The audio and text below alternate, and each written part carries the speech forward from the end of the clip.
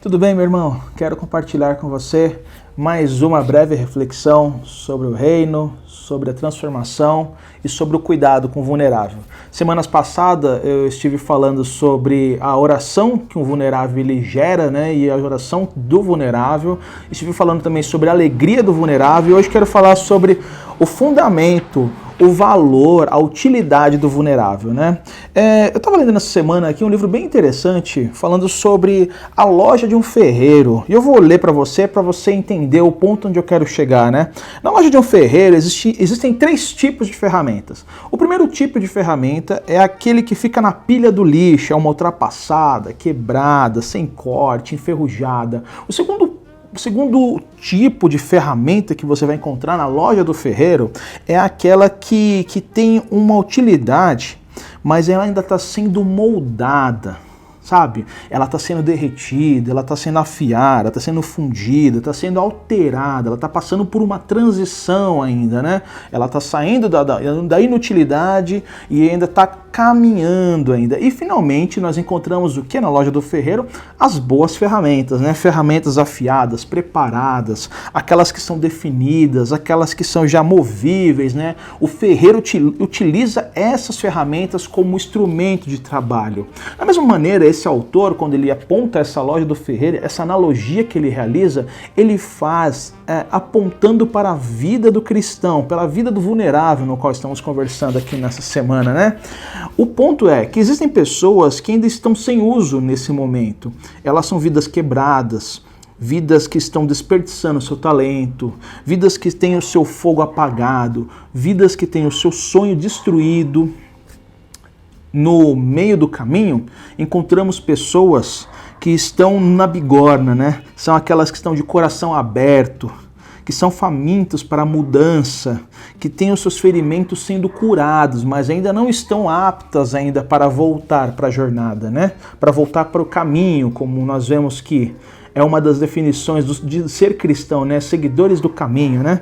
Então, esses daí ainda estão tomando a visão ainda como clara, sabe? Aquela transiçãozinha que ainda está sendo passada. E, finalmente, vemos, então, aqui na vida do cristão, na vida do vulnerável, aqueles que estão repousando na mão do mestre ferreiro. São bem sintonizadas, estão determinadas, são polidas, são produtivas.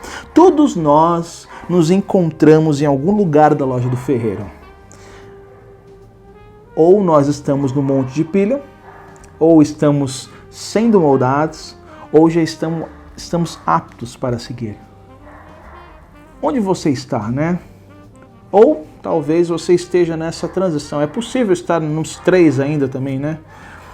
Eu quero ler com você uma passagem de Atos, capítulo 9, versículo 15, que demonstra um ponto muito interessante da palavra, uma parte muito conhecida da Bíblia, imagina que você já saiba um dia. O Senhor, no entanto, disse: vá, pois Saulo é o instrumento, a ferramenta que escolhi para levar minha mensagem aos gentios e aos reis, bem como ao povo de Israel. Olha só que bonito. Deus, ele demonstra ciência sobre aqueles jovens, daqueles indivíduos, dos cristãos que estão aptos, que estão capacitados para ser uma grande ferramenta na vida de Deus. Quando Deus ele encontra essas pessoas, ele molda elas e transforma elas para a nossa realidade, para a realidade que virá. Ele abençoa essas vidas e revoluciona o mundo através dessas pessoas. Nessa condição que estamos vivendo, de pandemia, de enclausuramento, de acolhimento, de reacolhimento nos nossos lares, nós temos alguns pontos críticos que sabemos que são o medo, a incerteza, a inquietude, porque a gente acaba tendo um espaço um pouco mais reduzido, nós não temos aquela liberdade de sair e trafegar, nós temos aquele vazio por causa do tédio, por causa das faltas de referências e também o ponto principal que eu quero falar nesse momento é a nossa indefinição sobre o futuro, algo incerto, sobre como iremos agir diante das questões vindouras. Como vamos fazer? A gente não tem prazo, a gente não sabe o que fazer, a gente não tem ideia. Então, por causa disso, muitos cristãos, muitas pessoas que estão agora vulneráveis no seu lar, não sabem o que fazer porque não tem um prazo.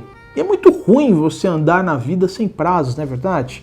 Eu não gosto de prazo, de faltar com prazos, né? Eu gosto de ter uma rotina, e a rotina nesse sentido ela é muito boa, ela é abençoada, ela é abençoadora. Mas quando nós não temos esses prazos, nós acabamos ficando um pouco preguiçosos, nós acabamos ficando um pouco paralisados, nós acabamos perdendo o nosso fio como uma boa ferramenta que Deus nos faz. E é a partir desse ponto que eu te provoco, qual ferramenta que você é na mão de Deus? Você é aquela ferramenta que está quebrada nesse instante? Você é aquela ferramenta que está sendo amoldada? Ou você é uma ferramenta que está sempre preparada? Eu gosto muito de uma passagem que o apóstolo, mais para frente diz, o apóstolo Pedro diz, estejais preparado para dizer a razão da sua esperança. Esse é o exemplo e o modelo que nós devemos ter como cristãos nessa terra. Mesmo diante das crises, mesmo diante da situação que estamos passando, nada pode parar o cristão e nada pode tirar o fio do cristão. Seja como Isaías, ele afirma para Deus em Isaías 6:1, quando ele pergunta para Isaías, a quem enviarei? Isaías diz, envia-me a mim, Senhor. E Deus, ele o enviou e o capacitou.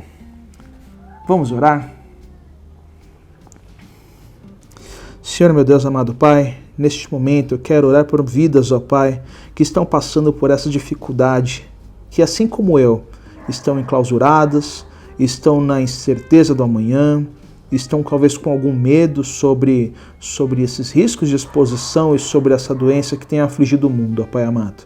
Quero te pedir agora, meu Deus, por essas ferramentas que estão paralisadas hoje, que têm vivido com essa vida quebrada, que têm vivido de uma maneira de desperdício de talentos, ó Pai, que o Senhor transforme essas ferramentas e amolde elas para que elas sejam boas ferramentas, ó Pai amado.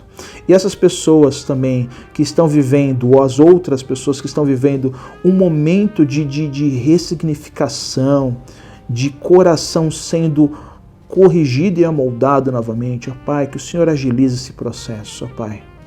E, meu Deus, finalmente peço por aquelas ferramentas, por homens e mulheres de Deus que estão aptas e capacitadas, que o Senhor dê instrução, o Senhor dê sabedoria, o Senhor dê intrepidez para as pessoas, para que elas possam, sim, partir em direção ao anúncio da boa mensagem do reino de Deus, ó Pai amado, que é o Teu Evangelho. Peço que o Senhor cuide de nós, nos proteja e nos capacite com paz, com alegria e com esperança, em nome de Jesus. Amém e amém. Que Deus te abençoe.